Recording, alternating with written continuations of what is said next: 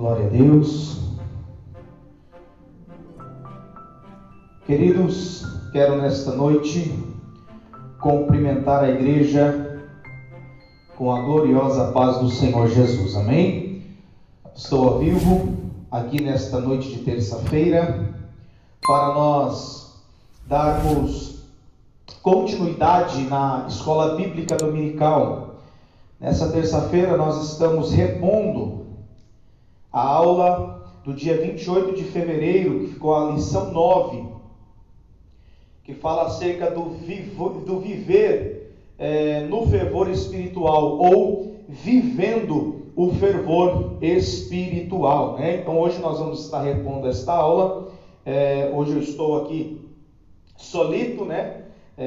Para estar fazendo essa aula com vocês, e eu peço que você compartilhe com seu amigo, compartilhe aí com mais 9, com mais 10, com mais 20, para juntos nós aprendermos hoje sobre a importância de nós vivermos no fervor espiritual. É algo que nós, nos dias de hoje, precisamos buscar incessantemente, né? Então nós vamos procurar aí hoje trazer essa lição que vai ser relevante para os nossos dias, vai ser relevante para a nossa vida nessa noite, né? Eu quero cantar com você um hino da harpa cristã, né? Eu não sou muito bom nisso, mas a irmã Selma inspira a gente, não é verdade? Se a irmã Selma estiver vendo aí, que Deus abençoe, me ajude, em nome de Jesus. Eu quero cantar o 370, só vou cantar alguns versículos, alguns versos, tá? Para a gente já dar continuidade aqui, enquanto você vai compartilhando com o seu irmão, vai compartilhando aí nas suas redes sociais, em nome de Jesus. Lição da nossa revista é a lição de número 9, vivendo o fervor espiritual, tá? 370 vai estar cantando da seguinte forma: ó meu Senhor, dá-me mais gratidão por tudo que tu fizestes por mim, por tua graça no meu coração, que me encheu de ventura sem fim. Mais grato a ti, mais grato a ti, mais consagrado, ó, faz-me, Senhor, mais humilhado e cheio de amor, faz-me mais grato a ti, mais grato a ti. De graça destes ao meu coração a santidade, a paz e a fé, gozo celeste e consolação, e liberdade de estar aos teus pés. Cante! Mais grato a ti, mais grato a ti, mais consagrado, ó, faz-me, Senhor, mais humilhado e cheio de amor, faz-me mais grato a ti, mais grato a ti. Ó meu Senhor, tu fizestes por mim o que ninguém poderia fazer, o que ninguém poderia fazer. Na cruz pregado venceste, na cruz pregado verteste assim sangue, no qual sempre posso vencer. Mais grato a ti, mais grato a ti, mais consagrado, ó, faz-me, Senhor, mais humilhado e cheio de amor, faz-me mais grato a ti, mais grato a ti. Glória a Deus. Deus abençoe, sejamos mais gratos ao Senhor no dia de hoje. Queridos, então vamos passar para a nossa lição neste momento. Nós vamos estar lendo o nosso texto áureo, que se encontra em Efésios capítulo 5, no versículo de número 18. O texto áureo vai dizer: e não vos embriagueis com vinho, em que há contenda, mas enchei-vos do Espírito. Texto áureo vai dizer: e não vos embriagueis com vinho, em que há contenda, mas enchei-vos do Espírito Santo. A verdade prática vai dizer para nós que ser cheio do Espírito pode se referir tanto ao batismo no Espírito Santo, como também a vida plena no Espírito Santo. Eu vou repetir: ser cheio do Espírito pode se referir tanto ao batismo no Espírito Santo, como também a vida plena no Espírito. Pode se referir tanto ao batismo no Espírito Santo, como também a vida plena no Espírito Santo. Essa vida plena é o ser cheio do Espírito. A palavra cheio significa no hebraico pleres, ou aquilo que é pleno, ou seja, é algo que não tem falta, ela é cheio até se completar, ao ponto de não ter falta no ambiente ou no recipiente a qual algo está sendo colocado. Então, ser cheio significa eu sou completo, eu tenho a plenitude, tudo em mim está envolvido, não há espaço para nada. Ser cheio do Espírito é viver uma vida plena, uma vida completa, uma vida totalitária em Deus. Aleluia! Essa é a verdade prática. A nossa leitura bíblica em classe, ela vai estar também em Efésios capítulo 5, o versículos 15 ao 20. Se você está com a sua revista ou está com a sua Bíblia Sagrada aí, abre lá em Efésios capítulo 5, no versículo de número 15, a partir do 15 ao verso 20, nós vamos estar fazendo essa leitura paulatinamente, para que você venha compreender aquilo que Deus quer falar comigo e falar com você na noite desta terça-feira. Versículo de número 15 do capítulo 5 de Efésios, está escrito assim: portanto, vede prudentemente como andais, não como necios, mas como sábios. Versículo 16, remindo o tempo, guarda essa palavra, remindo o tempo, porquanto os dias são maus. Versículo 17, pelo que não sejais insensatos, mas entendei qual seja a vontade do Senhor. Versículo 18, e não vos embriagueis com vinho em que há contenda, mas enchei-vos do Espírito. Versículo 19, falando entre vós aí na sua casa, falando entre vós aí no seu trabalho, falando entre vós aonde você está agora, com salmos e hinos e cânticos espirituais, cantando e salmodiando ao Senhor no vosso coração.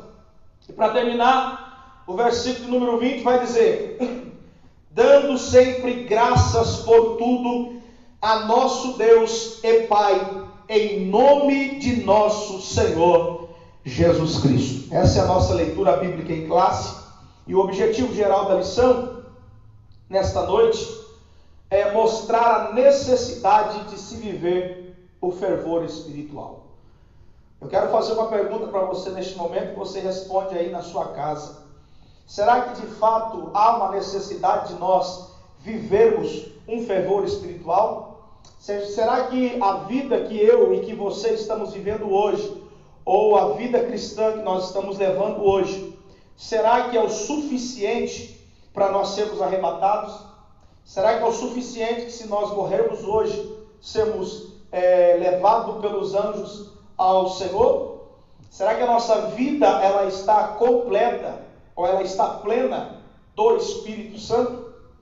Então é isso que nós vamos ver hoje. Nós vamos ver a necessidade de se viver esse fervor espiritual. Queridos, eu estou sozinho aqui na igreja, então pode ser que eu saia um pouquinho, mas eu vou estar sempre falando no microfone. Às vezes eu vou sair ali para dar uma olhada no celular, às vezes eu vou estar aqui interagindo com vocês, né, dando uma olhadinha no celular, porque eu estou sozinho hoje. Nosso querido amigo, presbítero irmão Luiz, nos comunicou que não foi possível estar aqui conosco hoje, por força maior, e nós estamos aqui para dar continuidade. Então, eu peço a paciência de vocês, procurarei ser bem objetivo nessa lição, mas eu volte e meia, eu vou estar saindo, e quando você me ver sair é porque eu vou estar vendo ali no celular para ver se está tudo ok. Tudo bem? Então, a necessidade, hoje, o objetivo geral da nossa lição é mostrar essa necessidade de se viver o fervor espiritual. E nós temos 3 pontos dentro desses objetivos, que o primeiro é destacar a importância da devoção. Guarda essa palavra, devoção, na vida do crente, pela palavra e pela oração. E o segundo ponto é enfatizar a importância de manter-se cheio do Espírito Santo. Perceba que a gente pode se esvaziar do Espírito Santo. A gente pode ser batizado no Espírito, mas mesmo assim a gente estar vazio do Espírito. Porque ser cheio do Espírito não significa que eu não tenha o Espírito Santo, mas significa que no decorrer da minha caminhada ou da minha vida, eu possa ter deixado de lado algumas práticas, e isso veio a me esvaziar, mas o Espírito do Senhor está comigo, e é Ele que vai me convencer, dizendo: meu filho, você está se esfriando na fé. Meu filho, a frieza espiritual vai te paralisar. Meu filho, a frieza espiritual, ela revela-se na ausência da observância das disciplinas devocionais comuns que nós temos como cristãos. E é o Espírito do Senhor em nós que vai nos convencer de que nós estamos ficando frios, de que nós estamos se esvaziando dele. E é isso que nós vamos perceber hoje. Nós vamos ver o porquê que nós deixamos ser esvaziados do Espírito. Porque se você analisar, queridos, Atos dos Apóstolos, vai dizer que em Atos 2 o Espírito Santo desce sobre eles, mas em Atos capítulo 4, versículo 13, se eu não me engano, vai dizer de novo que eles foram cheios do Espírito Santo. Nós vamos ver esse termo sendo usado por Paulo, e Paulo, cheio do Espírito Santo, profetizou, e Pedro, cheio do Espírito Santo, depois de Atos 2, ele também profetizou, falou, curou, operou milagres e prodígios e maravilhas. Perceba que eles já eram batizados no Espírito, mas muitas vezes precisavam ser cheios do Espírito para operar o plano totalitário da plenitude do Espírito Santo naquele determinado ponto. Então é isso que nós vamos ver. E o terceiro ponto vai falar sobre prevenção, ou seja, prevenir a respeito da frieza espiritual. Então isso daqui é uma lógica. Se eu sou fervente espiritual, significa que a minha vida espiritual ela está aquecida, tem fogo nela. Se eu não tenho fervor espiritual, eu estou vazio do Espírito Santo, significa que a frieza espiritual está tomando conta da minha vida. Mais uma pergunta eu faço para mim e faço para você: como está a sua vida espiritual? Fervorosa ou fria? Eu vou deixar você pensar, eu vou dar uma olhadinha aqui para ver o que você está falando aqui na nossa live especial. Já temos 9 pessoas aqui conosco. A irmã Alexandra está aqui, glória a Deus. Já tem algumas pessoas conosco aí, pastor Fernando, Vladimir, irmão Roberto, que Deus abençoe. Isso, vai compartilhando, queridos. Eu saí um pouco daqui só para ver o que você está falando aqui. Manuzia está aí conosco, Deus abençoe, em nome de Jesus, tá? Então essa pergunta fica aí para você, né? Pergunta aí, irmã Alexandra Poséias, como é que tá? Pergunta aí, em nome de Jesus. Vladimir, pergunta aí como é que tá. Meire, Sofia, pergunta aí, querido, em nome de Jesus, como que está a nossa vida espiritual? Está fervorosa ou ela está fria? Como que eu descubro se eu estou cheio ou se eu estou fervoroso do Espírito, ou se eu estou vazio do Espírito, se eu estou frio do Espírito? Fica aí com a gente que você vai já ter essa resposta em nome de Jesus. Então esses são os objetivos da nossa lição. Eu quero trazer aqui alguns pontos que eu anotei para você nessa aula e nessa lição, que vai dizer assim: a frieza espiritual paralisa as pessoas. Preste atenção, a frieza espiritual paralisa as pessoas. Isso é verdade ou não é? Se você for sair daqui do Brasil, um país tropical, um país quente, e você for para a Antártida, você andar lá na Antártida do jeito que você anda aqui no Brasil, uma terra quente, gostosa, tropicália, e você for para a Antártida, andar do jeito que eu estou aqui, de roupa social, andar na Antártida, a primeira coisa que vai acontecer é nós morrermos. Por quê? Porque a gente vai ficar paralisado, vai vir uma hipotermia sobre nós, a gente não vai conseguir falar, porque a mandíbula, ela vai ficar dura, a nossa pálpebra, os nossos olhos vão ficar estáticos, não vai conseguir mais ter a visão aguçada, os nossos ouvidos não vai conseguir ouvir mais direito, porque a frieza da Antártida está congelando partes sensíveis do nosso organismo. Ela vai, a primeira coisa que ela faz é as nossas pálpebras ficar enrijecidas, ela não consegue abrir e fechar, e isso faz com que a gente comece a perder a visão. A frieza ou o frio faz com que a nossa boca, o nosso maxilar comece a ficar enrijecido, e a gente não consegue mais falar, a gente não consegue mais abrir a nossa boca, prejudica a nossa audição, o nosso tato, as nossas mãos vai perdendo sensibilidade, a ponto da gente tocar nas coisas e não sentir as coisas, porque perde sensibilidade. Os nossos pés começam também a perder sensibilidade, a ponto de a gente poder cair, a ponto de a gente pisar em alguma coisa e não perceber que machucou. Isso é a frieza. A frieza espiritual paralisa as nossas vidas. A frieza espiritual é a mesma coisa na nossa vida. Se na frieza humana a gente sai daqui e vai para a Antártida, a gente perde a sensibilidade dos olhos e a gente começa a perder a visão, quem está frio espiritualmente também, ele começa a perder a visão espiritual, ele começa a deixar de olhar para as coisas que são do alto, ele começa a olhar as coisas de outra forma. Outrora, quando ele era fervente espiritual, ele estava com os olhos fixos no Senhor, nada tirava a sua atenção, nada tirava o seu contato ocular de Cristo Jesus, porque ele estava fervoroso. Agora, na frieza espiritual, ele só consegue enxergar as coisas erradas. Na frieza espiritual, aquilo que ele via de bênção, ele começa agora a ver maldição. Aquilo que ele via que era pecado, agora ele está olhando e está dizendo, não tem nada a ver. Ou seja, é frieza espiritual. Ela está paralisando as nossas vidas. Ela vai fazer a gente perder a visão. A frieza, ela tem o poder de paralisar os 5 sentidos do homem.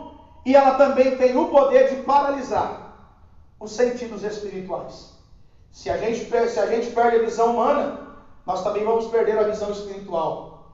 Se a gente perde a audição humana, nós também vamos parar de ouvir. Antigamente, quando eu era fervoroso espiritualmente, os meus ouvidos estavam aguçados, dizendo, fala, Senhor, porque o teu servo ouve. Os meus ouvidos estavam aguçados porque eu queria sentar para aprender. Os meus ouvidos estavam aguçados para ouvir uma repreensão e dizer, obrigado, Jesus, porque o Senhor me repreendeu. Agora que os meus ouvidos estão sendo frios, estão sendo paralisados pela frieza espiritual, eu estou olhando e dizendo, essa palavra não é para mim. Eu estou olhando, ouvindo e dizendo, para que pregar desse jeito? Para que fazer desse jeito? Para que fazer assim? Para que fazer assado? Perceba que a frieza espiritual vai tirando partes sensíveis do nosso sentido. Paralisa a visão, paralisa a audição. A nossa boca começa a enrijecer. Quando eu era fervoroso espiritual, quando eu falo eu estou dando exemplo. Mas quando nós éramos fervorosos espiritualmente, a gente abria nossa boca em gratidão, em louvores ao Senhor, salmodiando, cantando hinos espirituais. Da nossa boca a gente vigiava o que a gente ia falar. A nossa roda na mesa, ou a nossa roda com amigos, a gente vigiava o que a gente ia falar de alguém. Nós tínhamos uma preocupação de vigilância na nossa língua. A gente preocupava-se se nós iríamos falar alguma palavra torpe que poderia machucar os ouvidos de Deus. É uma palavra aqui metafórica, mas para a gente entender, a gente tinha um cuidado da vigilância daquilo que a gente falava. A gente se preocupava, será? Eu não posso falar do pastor, eu não posso falar da pastora. Não, a minha boca foi transformada, ela foi tocada pelo Espírito para falar bênção. Então, quando eu sou fervoroso no Espírito, eu me preocupo com aquilo que eu vou falar. Eu penso antes de liberar uma palavra, eu penso antes de dizer alguma coisa. Não, eu não vou falar da irmã Tamires, porque eu não vou falar da irmã Alexandre, eu não vou falar da pastora do pastor, eu não vou falar da líder do líder. Não.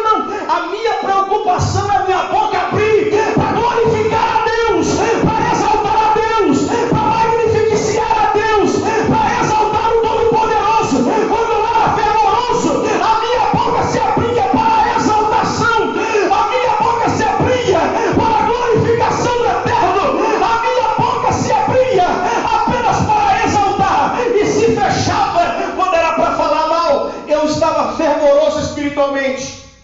Mas agora, meu Deus, vocês estão aí ainda?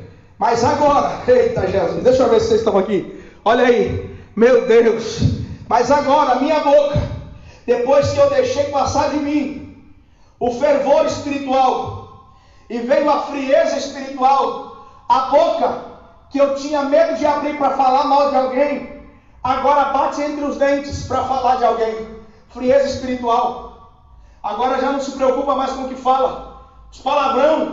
Os palavrões que antigamente eu falava, quando eu tinha fervor espiritual, que eu falava lá no mundo, eu tinha fervor espiritual, eu falava, eu não posso mais falar esse palavrão, eu não posso mais usar essas palavras torpes, eu não posso mais usar essas palavras chulas. Agora eu estou frio espiritualmente, a minha boca abre para xingar, a minha boca abre para falar que a minha mãe é de algum lugar, a minha boca abre para dizer aquele jogo de cartas, a minha boca abre para falar mal do pastor, a minha boca abre para falar mal do líder de ciclo de oração, a minha boca abre para falar mal do líder dos jovens, a minha boca abre para falar mal de quem está fazendo alguma coisa. A minha boca está abrindo aí, porque eu estou falando isso aqui, e eu estou falando o que Rafael está querendo dizer com isso, o que Rafael está fazendo lá. A boca aberta agora já não é mais de preocupação com o que vai falar, mas a frieza espiritual tomou conta, e eu já não me preocupo mais com o que eu vou falar. Eu falo mal mesmo, o que vem na minha mente eu falo. Eu falo a verdade mesmo.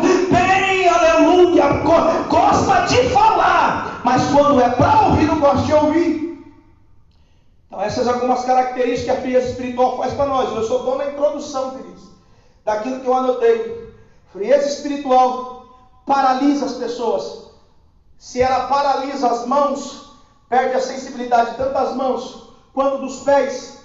A mão fala de trabalho, a mão fala de serviço, a mão fala de estender para alguém que precisa. Quando eu estou no fervor espiritual, eu entendo que o meu dinheiro não é apenas meu, mas meu dinheiro é do Senhor. Eu entendo que o carro apenas não é meu, mas o carro é do Senhor. Eu entendo que tudo que está sob o meu domínio, sobre as minhas mãos, não é minha, mas é do Senhor para a obra dele. Quando eu estou na fervência ou fervoroso espiritualmente, eu me preocupo com os outros mais do que a mim mesmo. Eu me preocupo como está o meu irmão, mais do que como eu me preocupo, como eu estou, porque se eu estou fervente espiritualmente, eu vou ter o meu próximo, o meu irmão, melhor do que eu vou considerar ele primeiro do que eu, porque isso é a graça daqueles que têm fervência, ou que é fervoroso espiritualmente. Essa é a graça de considerar o outro melhor do que a si mesmo. Isso é humildade, isso é simplicidade, isso é entender que eu não estou aqui para competir, eu estou aqui para estender a mão, eu não estou aqui para dizer que eu sou melhor, eu estou aqui para fazer o meu melhor para Deus, para que a tua vida alcance, aleluia, a glória de Deus, para que a tua vida seja abençoada. Quando eu estou fervoroso, as minhas mãos se estendem para ajudar, mas quando eu estou frio espiritualmente, a minha mão encolhe, porque tudo é para mim, tudo é meu, o carro que eu tenho é meu, a casa que eu tenho é minha, a obra que Deus me deu é o trabalho que é para eu, que tem que fazer, tudo é eu sou melhor, eu faço melhor. Ei, meu Deus, frieza espiritual. Nós estamos falando sobre a lição de número 9, você que entrou agora, nós estamos falando da lição de número 9, sobre viver o fervor espiritual, e nós estamos dando aqui algumas características que a falta do fervor, que a falta de ser aquecido espiritualmente pode produzir em nós.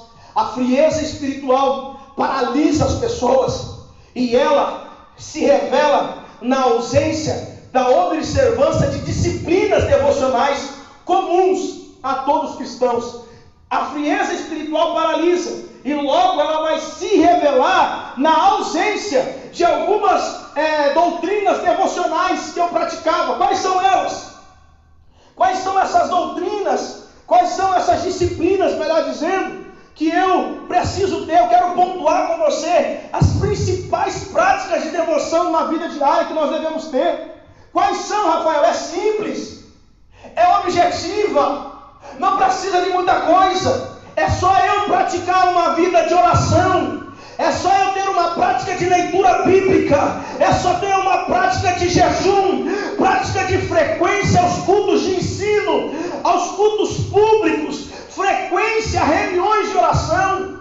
Queridos, aquele que é vivo espiritualmente, fervoroso espiritualmente, ele tem essas disciplinas diárias na vida dele. Ele tem momentos de oração, ele tira períodos de oração, ele tira um momento de devocional, de leitura da palavra, de anotar aquilo que Deus está falando com ele, porque ele entende que ele precisa daquilo para viver aquele dia que Deus está preparando para ele. Vocês estão conseguindo me compreender, queridos? Vocês estão conseguindo entender aquilo que Deus está querendo falar conosco? Então a frieza espiritual, ela paralisa as nossas vidas, e essa frieza vai se revelar quando a gente deixa ou se torna ausente essas disciplinas devocionais que são comuns na nossa vida. E quando não há mais o desejo de se separar, quando não há mais tempo para oração, quando não mais quero meditar nas escrituras sagradas, quando eu não mais pratico o jejum, quando eu não mais respeito não há mais respeito, a reverência às coisas espirituais, eu tenho que ligar um alerta. Eu estou ficando vazio do Espírito Santo, e a frieza espiritual está tomando conta da minha vida. Eu quero profetizar na tua vida hoje: a frieza espiritual, ela não vai te tomar completamente. Rafael, eu sinto que eu não estou orando mais, eu não consigo mais tirar uma vida devocional de leitura bíblica, de oração, não consigo mais jejuar, não tenho mais prazer nessas coisas, eu sinto que eu estou ficando frio espiritualmente. Eu quero profetizar na tua vida fervor do Espírito Santo. Eu quero profetizar na tua vida que você vai voltar para a oração. Eu profetizo que você vai voltar para a prática do jejum. Eu profetizo que você vai voltar para os devocionais matinais ou de noite. Você vai voltar a ser aquele crente fervoroso, cheio do Espírito Santo, porque essa é a vontade de Deus para a tua vida hoje. Aleluia! Você está aí, querido? Oh, glória! Meu Deus, olha para isso, uma vez que a vida espiritual perdeu a sua vivacidade, a vida moral tende a sofrer consequências degenerativas. Uma vez que a vida espiritual perde a sua eficácia, a vida perde a sua vida, a nossa vida moral, a nossa vida aqui cotidiana, ela tende a sofrer degenerações. Quando eu sou fervoroso espiritual, eu consigo olhar para esse mundo e dizer: esse mundo está perdido no pecado. Eu consigo olhar para as práticas homossexuais, para as práticas lesbianismas, para as práticas de adultério. Eu consigo olhar para tudo aquilo que é imoral no mundo. Eu consigo olhar, ter compaixão daqueles que estão vivendo. Eu consigo olhar e fazer uma separação, dizendo: isso não é mais para a minha vida. Agora, quando eu estou frio espiritualmente, eu olho para tudo isso e digo: é normal. Eu olho para tudo isso e digo: cada um vive a vida que quer. Eu olho para tudo isso e digo assim: é o fim dos tempos. Eu olho para tudo isso e não consigo ter uma reação diante de tudo aquilo que eu estou vendo. Por quê? Eu estou frio espiritualmente. A frieza espiritual faz a gente ficar indiferente em duas coisas. A frieza espiritual faz a gente ficar indiferente ao pecado. E a frieza espiritual faz a gente ficar indiferente à presença do Espírito Santo. Para mim, tanto faz o pecado ou a presença do Espírito Santo. Por quê? Porque eu já estou frio espiritualmente. Mas quem está fervoroso espiritualmente, ele não fica alheio ao Espírito e nem fica imune ao pecado. Ele olha para o pecado e ele sente tristeza. Quando ele erra, ele se arrepende, ele fica mal, ele se entristece, ele chora, ele busca o Espírito Santo, dizendo: Espírito Santo, me ajuda, eu pequei, eu errei. Ele não fica indiferente. Aquele que é fervoroso ao Espírito, ele vai olhar para o pecado e vai se entristecer pelo pecado. Ele vai olhar para o Espírito Santo e vai desejar ser cheio todos os dias da sua vida. Meu Deus do céu, faça uma autoanálise, querido. Faça uma autoanálise aí na tua vida e veja como que está a sua vida espiritual. A lógica espiritual é muito simples. Olha para isso. Se há fervor espiritual, há desejo pelas coisas de Deus. Olha para isso daqui. Se há fervor espiritual, há desejo pelas coisas de Deus. Mas se há frieza espiritual, há desejo e supervalorização pelas coisas carnais. É lógica. As coisas de Deus, a lógica espiritual é simples. Se eu tenho fervor espiritual, logo o desejo pelas coisas de Deus será prioridade na minha vida. Se eu tenho fervor espiritual, eu vou praticar tudo aquilo que a palavra de Deus me ensina a praticar. Agora, se há frieza espiritual na minha vida, há um desejo e eu supervalorizo as coisas deste mundo, aquilo que é carnal. Perceba que quando você está fervoroso espiritualmente, você olha a sua condição financeira e você fica tranquilo, porque sabe que as suas finanças quem manda é Deus. Você sabe que a providência vai vir. Mas quando eu estou vazio do Espírito e quando a frieza vem, eu olho para a minha condição financeira. Eu posso até ter uma conta gorda, eu posso até ter tudo dentro de casa. Eu olho e estou dizendo: eu preciso de mais. Eu tenho um carro, eu estou olhando e estou dizendo: eu preciso de dois. Eu tenho uma casa, eu estou olhando e estou dizendo: eu preciso de duas. Eu tenho algo, eu estou olhando e estou dizendo: eu preciso. Por quê? Porque a frieza espiritual tira de nós aquela questão de saciedade. Eu me sinto satisfeito com aquilo que Deus me deu. Quando eu estou fervoroso espiritualmente, Deus me sacia. Tudo que Ele me dá, eu me satisfaço. Tudo que Ele me dá, me completa. Tudo que Ele coloca na minha vida, completa a minha vida. Por quê? Porque eu estou fervoroso espiritualmente. Agora, se eu estou frio, tudo aquilo que eu tenho não é o suficiente. Eu preciso de mais. Tudo aquilo que eu tenho não é suficiente. Eu quero mais. Então a lógica espiritual é muito simples, querido. Se há fervor espiritual, há desejo pelas coisas de Deus. Se há frieza espiritual, há desejo e supervalorização das coisas carnais. Olha para você ver a introdução da nossa lição, vai dizer assim, ó. A expressão todos foram cheios do Espírito Santo em Atos 2,4 quer dizer que todos foram batizados no Espírito Santo. Isso já estudamos lá na lição 3. Mas nela aprendemos igualmente que cheio do Espírito indica também viver a plenitude ou o fervor do Espírito. É isso que a gente já falou. O primeiro ponto da introdução 1 aqui vai dizer a importância da devoção pela palavra e a oração. Então nós vamos ver a importância da devoção pela palavra e pela oração. O que é devoção? O termo devoção significa apego, dedicação e zelo. O termo devocional significa eu me apego, eu me dedico, eu zelo por aquilo. Então a devoção espiritual é um apego, é uma dedicação e é um zelo pela palavra e pela oração. Então eu sou devocional, eu sou uma pessoa devota. Já viu o termo? Eu sou devota disso, eu sou devota daquilo, porque ela se apega, ela tem um zelo, ela tem uma dedicação para aquilo que ela está devotando. Então, a importância da devoção pela palavra e a oração significa que eu me apego à palavra, eu me dedico à palavra e eu tenho zelo pela palavra de Deus. Eu me dedico à oração, eu me apego à oração, aleluia, e eu tenho zelo na oração. Eu me dedico ao jejum, eu me apego ao jejum e eu tenho zelo pelo jejum espiritual. Eu me apego aos cultos de ensino, eu me dedico aos cultos de ensino e eu tenho zelo pelo ensino bíblico, porque eu sei que isso vai edificar, fortalecer a minha fé. Como está a sua vida devocional, querido? Olha para isso. A leitura da Bíblia, a oração e o jejum são importantes exercícios espirituais na vida da igreja desde o princípio.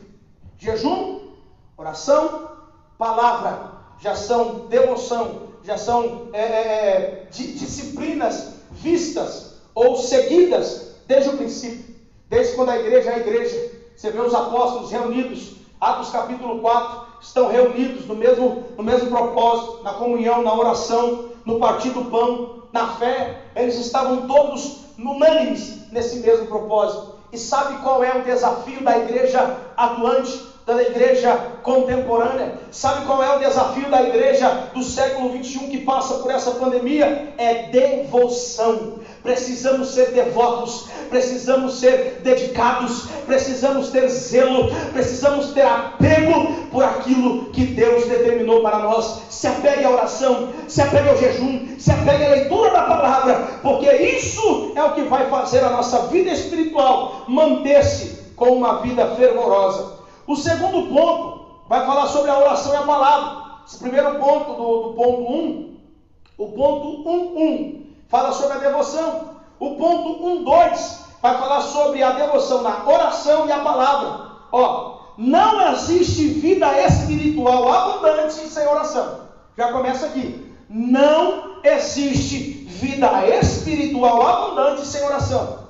Rapaz, eu tenho uma vida abençoada. Minha vida é lá em cima, é uma benção. Tu ora, querido? Não oro muito não. Eu não sou de orar não, mas a minha vida... Não. Princípio de uma vida espiritual abundante é uma vida de oração. Essa pessoa não vive sem orar. Se eu olho para mim e eu já passo um dia, 2 dias, 3 dias, 4 dias, uma semana, um mês sem oração, pode ter certeza que o diagnóstico é hipotermia espiritual. Eu estou vivendo uma frieza espiritual. Se quando eu estou frio espiritualmente, eu não consigo olhar para a oração como se fosse a comida que eu como todos os dias, como se fosse a água que eu bebo todo dia, alguma coisa está acontecendo em mim, e pode ter certeza que não é fervor espiritual, é frieza espiritual, querido. Então eu preciso olhar para a minha vida e olhar e ver como que está a minha vida de oração. Olha o que a declaração de fé das Assembleias de Deus vai relatar acerca da oração. É um ato consciente. A oração é um ato consciente, certo? Eu não fico inconsciente. Pelo qual a pessoa dirige-se a Deus para se comunicar com Ele e buscar a sua ajuda por meio da palavra ou pensamento. Então a oração é um ato consciente que eu faço. Eu não fico inconsciente, eu não fico em transe. Não. A oração é um ato consciente que eu faço a Deus. Então eu faço a quem? A Deus. Porque é um meio pelo qual eu me comunico com o Eterno. Não tem outro meio de a gente se comunicar com o Eterno, querido. Não, eu vou me comunicar pelo profeta. Não. A única forma que eu tenho de me comunicar com Deus é a oração. Se tem oração, pode ter certeza que você está em comunhão com o seu Deus. Olha para isso. A oração é a alma. Olha aqui, queridos. A oração é a alma do cristianismo. e expressa a nossa total dependência de Deus. Olha para o seu irmão que está do seu lado aí, pergunta para ele, como é que está a dependência de Deus aí? Deixa eu dar uma olhadinha, quando você pergunta para ele aí, deixa eu ver como é que nós estamos aqui, em nome de Jesus. Olha aí, queridos, nós estamos aqui, a Thaís Aleixo, Josué Soares, ô glória, pastor Ricardo lá de Salvador, Deus abençoe sua vida, meu querido, em nome de Jesus, ô glória, a Nara está aí com a gente, Regivaldo, glória a Deus, queridos, deixa aí seu comentário, deixa aí alguma palavra para o nosso coração, em nome de Jesus. Enquanto você pergunta para o seu irmão que está do teu lado aí, como é que está a tua dependência com Deus? Eita! A oração é a alma do cristianismo. Expressa a total dependência de Deus, querido. Quando eu oro, eu revelo para mim mesmo a prioridade que Deus é na minha vida.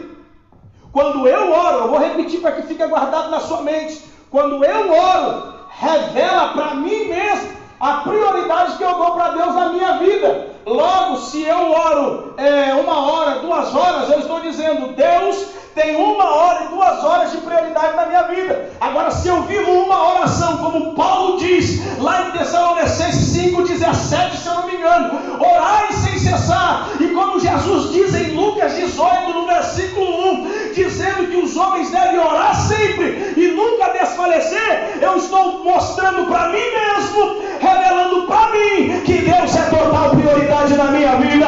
Então a oração vai revelar para você mesmo a prioridade que você dá para Deus na sua vida. Acordei pela manhã, saí para trabalhar, nem falei com Deus, nem orei, nem dobrei meu joelho. Você está mostrando a prioridade que Deus é no seu dia. Voltei para casa, tomei banho, vou dormir. Não estou, nem oro para dormir. Você está mostrando, dizendo, Deus, eu não preciso do Senhor na minha noite. Eu vou deitar e eu vou dormir. E vou acordar porque alguma coisa vai acontecer. Não tem como o salmista fala no Salmo de número 3, versículo 5, se eu não me engano. Eu deitei e dormi. Acordei porque o Senhor me sustentou. Isso é dependência, querido. É entender que Deus é tudo na minha vida e que sem Ele eu não posso nada. Deus é tudo e eu não sou nada. Se Deus está na minha vida, então eu posso tudo. Se Deus não está na minha vida, significa que nada vai acontecer, ainda que aconteça alguma coisa. Deu para entender? A oração revela a minha total dependência de Deus. Irmãos, Jesus, o próprio Senhor Jesus Cristo, o próprio tinha hábito de orar. Abra lá em Lucas 3:21. Vamos ver o que Lucas 3:21 está falando, meu irmão. Olha lá, olha para isso daqui. Lucas 3:21. E aconteceu que, como todo o povo se batizava, sendo batizado também Jesus, orando ai Jesus amado. Olha para isso daqui, eu vou ler de novo, bem calmo, porque eu sou sanguíneo. E aconteceu que, como todo o povo se batizava, sendo batizado também Jesus, olha isso, orando ele, quem estava orando? Jesus, orando ele, o céu se abriu, a vara de graça.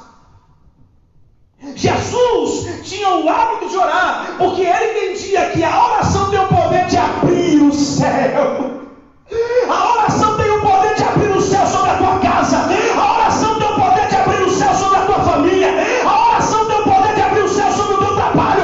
A oração tem o poder de abrir o céu sobre aquele teu parente que está na UTI. A oração tem o poder de abrir o céu sobre a vida daquele que está preso na cadeia. A tua oração tem o poder de abrir o céu sobre a tua vida. Então nessa noite, pratique o hábito de orar e você verá a oração abrir o céu sobre a tua vida. Eita! Meu Deus! Pratique o hábito da oração, querido. Se a gente entender isso, quando eu falo a gente, eu me coloco no lugar. Eu não estou falando coisa aqui que eu não faço, que eu não pratico. Eu também me coloco nesse pacote de alguém que muitas vezes deixa a prática e o hábito da oração. E o Senhor Jesus está dizendo para nós, porque Ele mostrou, em Lucas 1:1 vai dizer, querido Teófilo, eu comecei a escrever tudo aquilo que Jesus começou a ensinar e a fazer. Jesus fazia e ensinava, Jesus ensinava e fazia, Ele mostrava como era para ser feito. E quando Ele mostrava o que era para ser feito, Ele ensinava o que era para ser feito. Então, se Jesus está falando de oração, é porque ele sabia que a oração era uma total dependência de Deus. Tudo o que Jesus fazia, ele fazia depois de uma vida de oração. E nada Jesus fazia sem antes orar. Jesus era totalmente dependente de Deus. Agora a pergunta para mim e para você é, enquanto você responde, eu vou dar uma olhadinha para ver como é que está a nossa live, como é que está indo aí a interação dos nossos irmãos. A pergunta é, como está a nossa vida de oração? A pergunta é, qual é a total dependência que eu tenho na oração? E a pergunta é, se Jesus tinha hábito de orar, por que você não está orando? Fica aí com essa pergunta, já eu volto. Eu quero só ver aqui como é que está. Ô glória, cadê? Eu posso ouvir um glória a Deus aqui? Eu posso ouvir alguém glorificar o nome de Jesus aí? Tem alguém aí, querido? Dá um glória a Deus aí. Fala com Jesus aí. A oração é a total dependência a Deus. O quanto eu oro revela para mim mesmo e para minha alma a prioridade que eu dou para Deus. Eita, meu Deus, olha isso. Essa prática particular deve ser espontânea e contínua. O que é a prática particular? Bíblia, oração, jejum, devoção. Deve ser algo contínuo na tua vida e deve ser algo espontâneo. Não pode ser algo mecânico. O que é algo mecânico? O cara pega a Bíblia, como está hoje ali, Deus, obrigado por essa palavra, amém. Já orei e já li a Bíblia. Aí você vai, não, agora eu vou jejuar, fico ali 2 horas sem comer, depois, Jesus, obrigado por esse jejum, agora eu vou... Não é algo que você faz não desejando fazer, você faz desejando fazer, você quer fazer.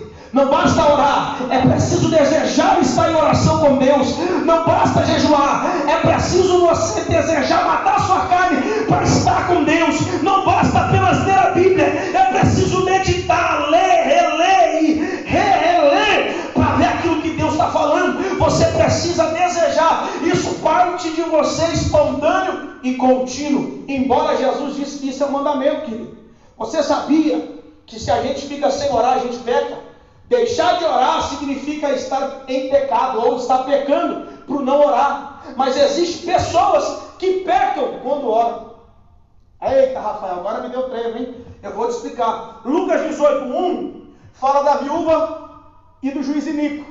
Jesus conta essa parábola e vai dizer, não basta orar, é preciso perseverar em oração. Logo depois disso, Jesus vai contar uma outra parábola dizendo que tem 2 pessoas orando no templo. A primeira é o fariseu e ele está orando com os braços estendidos para o alto e dizendo, eu não sou igual, eu jejuo. Ele está se explicando na oração, ele está se autodefendendo na oração. E do outro lado, aquele que ele está olhando dizendo, eu não sou igual a ele não consegue nem olhar para o céu, é o publicano, é chamado de pecador pelo fariseu, não consegue nem olhar para o céu. Ele olha e vai dizer, batendo no seu peito, sinal de humilhação, sinal de alguém que entende que não é nada e que depende de Deus. Ele bate no seu coração, bate no peito, se esmurra, dizendo, Senhor, tem misericórdia de mim, tem misericórdia de mim que sou pecador, não sou digno nem de olhar para o céu. Jesus vai olhar e vai dizer assim, quem quer ser justificado da oração, o primeiro ou o segundo? Alguém responde dizendo, foi o segundo. Por quê? Porque se humilhou, e o Senhor Jesus vai dizer, todo aquele que se humilhar, o Senhor o exaltará, mas todo aquele que se exaltar em oração, Deus o abatirá. Não basta orar, é preciso ter uma oração perseverante, mas também não posso pecar na oração. Quando eu peco na oração, Rafa, é quando eu quero me justificar diante de Deus, é quando eu quero em oração dizer que eu sou melhor do que aquele que não ora, é quando eu bato no pé dizendo eu sou melhor, eu oro mais. A oração não te exalta, a oração te humilha. Meu Deus do céu, deixa eu me conter, vamos para o próximo ponto. Remindo o tempo, o ponto 3 vai falar sobre o viver sabiamente. E eu separei algo aqui que vai dizer assim, devemos priorizar a vontade de Deus em nossas decisões, atitudes, e não focar as aparentes vantagens, como faz o mundo. O modo de vida do crente não pode ser o mesmo padrão do mundo. Olha para isso daqui. O modo de vida do cristão, você está aí, crente? Não pode ser o mesmo padrão do mundo. Romanos 12:1. Rogo-vos, pois, irmãos meus, que apresentei os vossos corpos como sacrifício vivo, santo e agradável perante o Senhor teu Deus. E não vos conformeis com este mundo, Romanos 12:2, mas transformai-vos pela renovação do vosso entendimento, para que experimenteis qual seja a boa, agradável, perfeita vontade de Deus. Aqui a gente aprende que a vontade de Deus tem 3 princípios. O primeiro princípio da vontade de Deus, ela é boa. O segundo princípio, agradável. O terceiro princípio, perfeito. E quando ou onde a gente vê essas características da vontade de Deus se manifestando? Em Cristo Jesus. Em Cristo Jesus, a boa vontade de Deus se manifesta quando Jesus está curando, quando Jesus está pregando, a multidão está vindo do lado dele, e alguém olha e diz: boa essa palavra. A boa vontade de Deus se manifesta em Jesus, quando ele cura, quando ele opera milagres, sinais e prodígios. Agora, quando a vontade de Deus se manifesta em Cristo Jesus, sendo ela agradável, é o próprio Isaías, lá em 53, que vai dizer: o Senhor agradou em moer Jesus na cruz. A agradável vontade de Deus em Jesus revela que na boa Jesus está curando, Jesus está operando, Jesus está manifestando, mas na agradável vontade de Deus é um crescente, boa, agradável, perfeita. A agradável revela um Jesus que agora vai se sacrificar em favor de alguém, agora revela um Jesus que não vai curar, não vai fazer milagre, mas vai se entregar em favor de alguém. Qual é a agradável vontade de Deus? É quando eu me entrego em favor de alguém. Qual é a agradável vontade de Deus? É quando eu deixo a minha vontade para fazer a vontade de outra pessoa. A boa vontade de Deus é quando eu sou usado para alguém. A agradável vontade de Deus é quando eu deixo de ser usado para que outra pessoa seja abençoada no meu lugar. E a perfeita, Rafa, qual é? A perfeita é quando Jesus cumpre todo o propósito. Porque a perfeição para Deus é quando se cumpre todo o propósito. Esse camarada é um perfeito pregador. Não, será que ele cumpriu todo o propósito? Então não é perfeito. A perfeita vontade de Jesus revela-se quando Jesus estende as suas mãos na cruz do Calvário. Ele dá um último suspiro e diz: Pai, nas tuas mãos eu entrego o meu espírito. A perfeita vontade de Deus revela quando a gente está disposto a morrer pelo propósito de Deus na nossa vida. Meu Deus do céu. A perfeita vontade de Deus se revela quando nós estamos totalmente dispostos a morrer em prol do propósito de Deus. Queridos, o propósito de Deus é maior. O pastor pregou no domingo sobre Naamã, falando das suas enfermidades, falando das suas, que estava por debaixo das suas armaduras. E numa das suas palavras o pastor dizia assim: não importa como você está, não importa as suas feridas, a sua lepra, não importa o que está por dentro da armadura, vista a armadura e parte para a guerra, porque a guerra é maior do que o seu sofrimento. O propósito de estar na guerra pelo rei é maior do que o sofrimento que você vive. E eu quero dizer aqui com essa palavra, na perfeita vontade de Deus, o propósito de Deus é maior do que o sofrimento que você está vivendo. O propósito de Deus é maior do que a tua família. O propósito de Deus é maior do que teu filho. O propósito de Deus é maior do que o teu marido. O propósito de Deus é maior do que a tua enfermidade. O propósito de Deus é maior. Quando eu estou na perfeita vontade de Deus, é quando eu estou disposto a morrer para cumprir o propósito que Deus estabeleceu na minha vida para ser feito. O propósito é maior do que eu mesmo. Aquele que quiser ganhar a sua vida, então esse tem que perder. Aquele que quiser alcançar a salvação tem que perder a sua vida. Foi Jesus que disse isso: quem me encontra deve deixar a sua vida.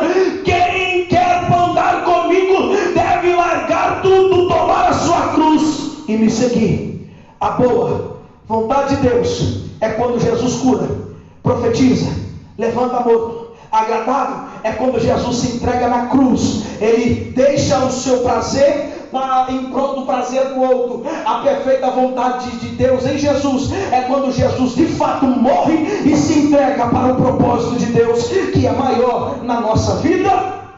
Então o modo de vida do crente não pode ser o mesmo padrão do mundo. O teu modo de vida cristão, a tua roupa, a tua fala, o que você bebe, tua comida. Isso daqui é polêmico, né? Mas tem que ser diferente. O jeito que você anda, as palavras que você usa, o teu modo de vida cristão não pode ser o mesmo padrão do mundo. Você precisa ser transformado. Nós precisamos ser transformados. O ponto 4 vai falar remindo o tempo. Verso 17 do Efésios 5 vai falar sobre remir o tempo. Olha só o que o texto vai dizer. Por isso não sejais insensatos, mas entendei qual seja a vontade do Senhor. Essa é a vontade do Senhor. A gente já falou dos 3 pontos da vontade do Senhor. Mas o versículo 16, remindo o tempo, porquanto os dias são maus. O que é remir? Remir significa comprar de novo, resgatar, aproveitar o melhor possível. Remir o tempo significa aproveitar o melhor possível. E a palavra tempo, a gente conhece como kairos, é bem conhecida no sentido de oportunidade. Então, remir o tempo significa aproveitar o melhor possível as oportunidades que Deus me dá. Para quê? Para falar de Jesus, para falar que Ele é bom, para falar do que Ele fez. Por quê? Porque eu testemunho daquilo que Ele fez. A minha boca só sai palavra de bênção, a minha boca só sai palavras de exaltação a Ele. Então, remir o tempo significa, eu vou falar devagarzinho, aproveitar o melhor possível. Ou seja, remir, aproveita o melhor possível o que? As oportunidades, que é o significado de tempo. Tempo é uma oportunidade terrena que Deus te dá. Para quê? Para você fazer aquilo que Ele determinou para você fazer. Apenas isso. Então a síntese do tópico 1 vai dizer: a devoção pela oração e leitura da palavra, viver sábio e aproveitamento consciente do tempo são sinais de uma vida de fervor. Queridos, eu já podia parar por aqui, porque toda a lição vai se estender em cima disso. Devoção pela oração e leitura da palavra, viver sábio e aproveitamento consciente do tempo são sinais de uma vida de fervor. Eu vou só passar pelo ponto 2 e o ponto 3 para que você entenda uma coisa. O ponto 2 vai falar sobre a importância de se manter cheio. A gente viu no ponto 1 sobre a importância da devoção e a palavra, pela palavra e a oração. O ponto 2 vai falar sobre a importância de se manter cheio. Olha para isso daqui. A obra do Espírito Santo na vida do crente é dinâmica. Ele não fica estático. A partir da conversão, pois a expressão cheio do Espírito Santo significa reacender a chama.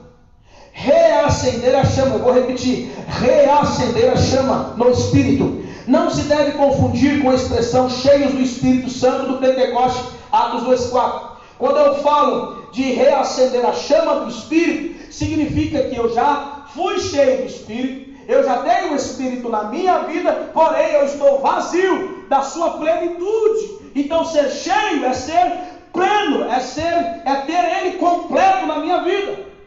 Aí o ponto 1 do verso do tópico 2 vai dizer: não vos embriagueis com vinho. Essa frase é como traduz: não olhes para o vinho. Ou seja, a passagem em Provérbios explica sobre o não olhar para o vinho. Não olhar significa tomar posse, beber, se embriagar, não é verdade?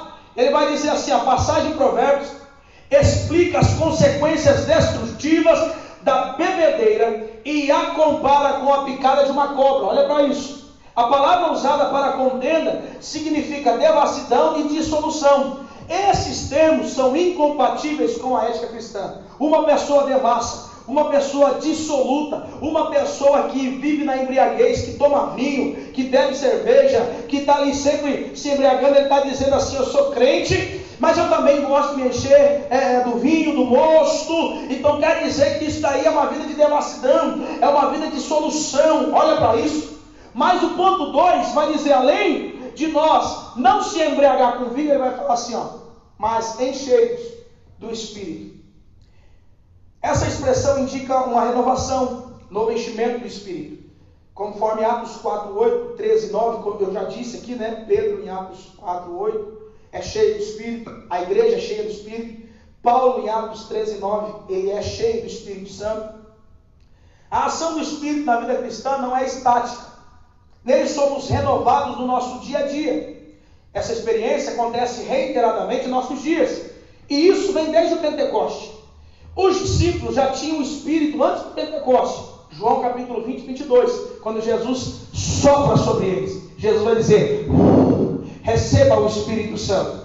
E já eram salvos, porque Jesus tinha escolhido e ele tinha separado eles para um propósito, como Lucas 10, 20 diz. Todos os crentes em Jesus, pentecostais e não pentecostais, batizados no Espírito Santo e não batizados, têm o Espírito Santo, na ideia de ser vestido, né? Quando Jesus sopra, quando eu entrego a minha vida para Jesus, eu recebo o Espírito Santo. Agora, quando eu entrego a minha vida para Jesus e recebo o Espírito Santo, não significa que eu sou cheio, não significa que ainda não fui batizado com o Espírito Santo. Entenda isso. O apóstolo se refere à plenitude do Espírito, enchei-vos do Espírito, que é a característica típica dos pentecostais. Então, o vazio e o ser cheio significa: eu já tenho o Espírito Santo, eu já recebi o Espírito Santo. Em Atos 2, o Espírito Santo já me encheu, ele já me revestiu, mas conforme vai passando o tempo e eu não mantenho essa vida cheia do Espírito, eu vou me esvaziando. Se eu volto às práticas, eu sou cheio novamente do Espírito. E aí, se eu deixo as práticas, eu me esvazio. Aí, se eu volto às práticas, eu me encho do Espírito Santo novamente. É isso que esse ponto 1 e o ponto 2 está dizendo.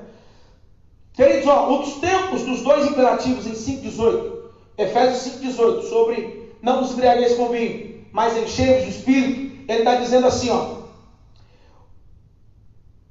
o deixar, ou aqui, a ideia aqui de você não se embriagar, significa nunca faça isso, nunca faça assim, ou seja, nunca você deve se embriagar com vinho. E depois o termo que Paulo usa, o não enchei-vos, ou não se embriagueis, nunca faça isso, ele vai dizer assim, mas enchei-vos. O enchei-vos aqui significa sempre faça assim. Ele está dizendo, nunca se embriague com vinho, mas sempre encha-se do Espírito Santo. Ou seja, o verdadeiro significado desse segundo ponto que Paulo vai nos dizer, de seja cheio, é como se alguém estivesse cheio do Espírito, da mesma forma que outro estivesse cheio de vinho. Mas aqui a ideia é sejais. Mas sejais é como se Paulo poderia estar dizendo assim, olha, seja cheio como alguém está embriagado com vinho. Mas o que Paulo está dizendo sobre o encheio do Espírito esteja totalmente cheio da presença do Espírito, a ponto de não ter espaço para nada, nem para o vinho. Deu para entender? Esteja cheio do Espírito Santo, a ponto de que não haja mais espaço para nada, nem o vinho. Deu para entender? O terceiro ponto, vigilantes contra a frieza espiritual. A gente já falou muito sobre frieza espiritual, e aí a gente pergunta, como identificar alguém cheio do Espírito? Pelo testemunho transbordante, pela vida de gratidão e pela sua submissão. Quem tem um testemunho transbordante, ele vive cantando espiritualmente. As palavras que ele canta não são aquelas palavras premeditadas, mas sabe aquela pessoa espontânea, que ela está lavando a louça, está limpando a casa, e de repente começa a vir palavras de adoração ao Senhor, começa a vir palavras de exaltação. Isso daí mostra que alguém é cheio do Espírito Santo, porque o testemunho dela transborda. Ela está tão cheia. Você já viu algo que está cheio? É que eu estou sem água aqui, mas quando você enche um copo d'água, você percebe que não cabe mais nada ali. Se você colocar, ele vai transbordar. Ou seja, transbordar é alguém que está cheio, recebe mais para alguém, e aí ele começa a transbordar para o lado, para a direita, para a esquerda, para trás, para frente. Ele está transbordando de alegria. O ponto 2 vai falar sobre dar graça em tudo. O Espírito Santo nos capacita a levar uma vida de gratidão a Deus Pai, centrada em Cristo Jesus. Isso daqui é tão forte, queridos, porque o Espírito Santo é Ele que vai revelar para nós essa capacidade. Olha só para você ver o capítulo 5, versículo 20 de Efésios. Ele vai dizer assim, dando sempre graças por tudo. O Espírito Santo, ele nos impulsiona a dar graças por tudo. Quem está cheio do Espírito Santo, ele é impulsionado a dar graças em tudo. Eu quero te dizer uma coisa: está faltando alguma coisa na tua casa? Dê graça. Está com saúde? Dê graça. Está enfermo? Dê graça. Tem dinheiro? Dê graça. Está faltando dinheiro? Dê graça. Em tudo dá graça. Por quê? Porque essa é a vontade de Deus. E quem faz isso em nós? O Espírito Santo. Então o Espírito Santo, ele nos faz dar graças a Deus por tudo. Então, dando sempre graças por tudo a nosso Deus. Então o Espírito Santo nos leva a dar graças a Deus. Por meio de quem? Por meio de nosso Senhor Jesus Cristo. E aqui o ponto 3 vai dizer: sujeitando-vos uns aos outros no temor de Deus. Essa é uma terceira característica daquele que é cheio. Primeira característica, ele transborda de testemunho, de graça, de gratidão. O segundo ponto, ele dá graça. Ele entende que dar graça é a vontade de Deus. O Espírito Santo impulsiona ele a dar graça. E o terceiro ponto, ele é sujeito. O quebrantamento e a humildade expressam bem a plenitude do Espírito. Uma pessoa humilde, uma pessoa quebrantada, é o ponto que nós olhamos e vemos, é uma pessoa cheia do Espírito Santo. Uma pessoa humilde consegue sentar para ouvir alguém. Uma pessoa humilde, mesmo que ela não concorde, ela vai chegar depois em alguém que ela não concordou com alguma coisa, e no espírito de mansidão, ela vai sentar com aquela pessoa e vai dizer: querido, você pode me explicar direito tal coisa, porque eu não entendi, e essa falta de entendimento me fez não concordar com algumas coisas, mas me explica melhor. Humildade. Mesmo discordando, ele vai chegar na pessoa com temor, com mansidão, para juntos ali, na humildade do Espírito Santo, trazer uma concordância. Então alguém que é cheio do Espírito Santo, ela tem esse testemunho transbordante, ela dá graça em tudo, e ela tem uma vida de sujeição. Ela sujeita a Deus, ela sujeita os líderes, ela sujeita as autoridades, ela sujeita aquele que está sobre ele, porque há um quebrantamento dentro dela, há uma humildade que não vem dela, é o Espírito que produz isso nela. E eu quero orar por você nesta hora. Eu quero orar para que esse testemunho transbordante, para que essa graça e para que essa sujeição de Deus esteja sobre a sua vida, para que toda frieza vá embora. E nós concluímos dizendo que o significado de enchermos do Espírito é ter a vida cristã na plenitude do Espírito Santo. Isso envolve todos os aspectos da nossa vida, desde o nosso lar ao culto, desde o nosso culto ao lar, desde o lar até o trabalho, desde o lar ao trabalho à sociedade. Por meio desses testemunhos é possível observar quem é cheio do Espírito Santo. Eu quero orar com você neste momento. Quero que você feche os teus olhos e põe a mão no seu coração. Eu quero orar. Senhor, nós aprendemos pela Tua Palavra que nós precisamos manter o nosso fervor espiritual. Precisamos, Senhor Deus, se encher do Espírito, não nos embriagar com vinho, em que o vinho, meu Pai, traz contenda, dissolução, devassidão. Mas nós queremos encher do Espírito. Nós queremos, meu Pai, que aquilo que nós estamos sendo cheios se manifeste para fora. Venha, Senhor Deus, ser como um testemunho transbordante na vida do meu próximo. Que eu possa, Senhor Deus, cheio do Espírito Santo, dar graças ao Senhor em tudo. E que eu possa, meu Pai, ser alguém sujeito, alguém com o coração quebrantado, alguém humilde, porque a Tua Palavra diz em Salmo 51:17, que um coração quebrantado e contrito não rejeita o Senhor. Senhor, que toda frieza espiritual que está tentando tomar conta da minha vida de fervor no Espírito, ó Deus, eu quero nessa noite pedir: me enche do Teu Espírito, que sejam alvas as minhas vestes e que não falte um óleo sobre a minha cabeça. O óleo, Senhor Deus, era o condutor para que o fogo permanecesse aceso. Sem o óleo não havia fogo, ó Deus, porque o óleo era o combustível para que o fogo permanecesse aceso. Não basta acender o fogo, eu preciso do azeite todos os dias para que a minha cabeça seja cheia do Teu óleo, seja cheia do azeite, para que a minha vida mantenha-se uma vida fervorosa, que esse fogo, Pai, mantenha-se aceso como fogo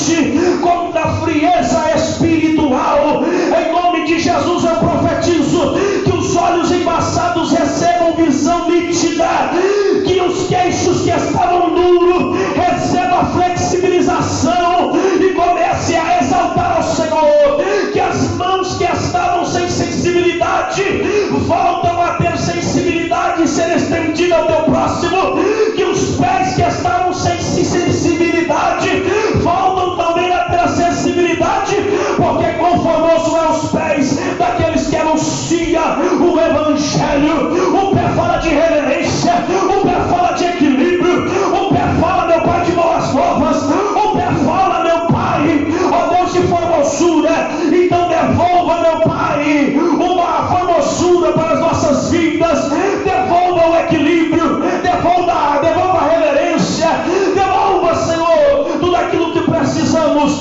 para manter cheio a nossa vida espiritual. Eu oro por esses que estão vivendo, eu oro pelos enfermos, eu oro por aqueles que estão doentes, eu oro pelo irmão Borborema, pelo irmão Madeira, eu oro, Senhor, pela mãe da irmã Selma, pelo irmão Benedito, pai da irmã Selma. Eu oro por esta família. Estende as suas mãos lá em São Paulo, toca no pulmão, libera os brônquios, ó Pai, tira esse vírus que está tentando, meu Pai, tomar o pulmão, em nome de Jesus, em nome de Jesus. Receba fogo do Espírito, receba agora fogo do Espírito, em nome de Jesus, em nome de Jesus. Oh Pai, eu abençoo, Senhor Deus, a escola bíblica dominical, abençoa esta igreja, abençoa todos que esteve conosco, meu Pai, até esse exato momento de 15 para as 10 da noite. Assim eu oro agradecido ao Senhor por mais uma lição bíblica, em nome de Jesus, em nome de Jesus, queridos. Deus abençoe a todos. Essa foi a lição de número 9. Espero ter explanado com clareza, com nitidez, aquilo que Deus colocou no nosso coração. Que Deus abençoe a tua vida, que você tenha uma boa noite de descanso, que a quarta-feira o Senhor nos dê, porque deitando e dormindo, acordaremos segundo a vontade de Deus, segundo o sustento de Deus. Não esqueça, viva sempre o fervor espiritual. Texto áureo: e não vos embriagueis com vinho, que a contenda, mas enchei-vos do Espírito. Nunca se embriagueis com vinho, mas sempre encha-se do Espírito Santo, porque ser cheio do Espírito pode se referir tanto ao batismo do Espírito Santo, como também à vida plena no Espírito Santo. Vamos finalizar. Hoje eu vou chamar Jesus maravilhoso. Hoje eu vou chamar Jesus maravilhoso. Hoje eu vou chamar Jesus maravilhoso. Maravilhoso. Maravilhoso. Que o Senhor te abençoe e te guarde. Que o Senhor faça resplandecer o seu rosto sobre ti.